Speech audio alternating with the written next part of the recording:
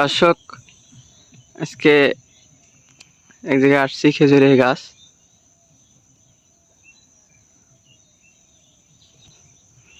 একটা চাচা আছে আমাদের সাথে। আসসালামু আলাইকুম চাচা। ওয়ালাইকুম আসসালাম। কেমন আছেন? আল্লাহ বাসার কিছু। আপনার বাসা কোথায় চাচা? বাসা আমার যশোর খাজুরা কিসমত গ্রাম। ও, এখানে নাকি খেজুরের গুড়ে বিখ্যাত? হ্যাঁ, বিশাল বিখ্যাত খেজুরের গুড়। এই গাছ তুলছি, আসি এখন। আচ্ছা আচ্ছা, এই যে এই গাছটা তুলবেন না চাচা? এই গাছটা তুলবো।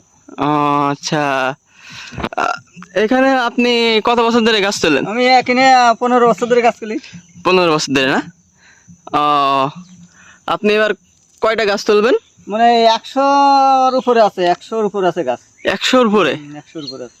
ও আচ্ছা আচ্ছা, এখন কি এই গাছটা কি তুলবেন না? হ্যাঁ, এটাই তুলবো এখন। এখন তুলবেন না? এরপরে কি করবেন তোলার পরে? তোলার পরে আবার চাষ দিতে হবে।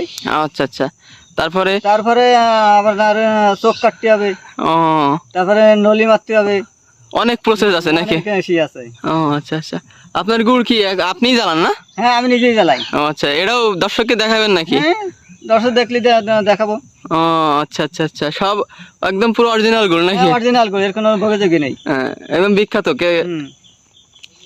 আচ্ছা, আপনি কি এই যে ফেরদৌসী এগ্রো প্রজেক্টের সাথে কি চুক্তিবদ্ধ নাকি? ওখানেই গুড় দেবেন? হ্যাঁ, চুক্তিবদ্ধ হবো।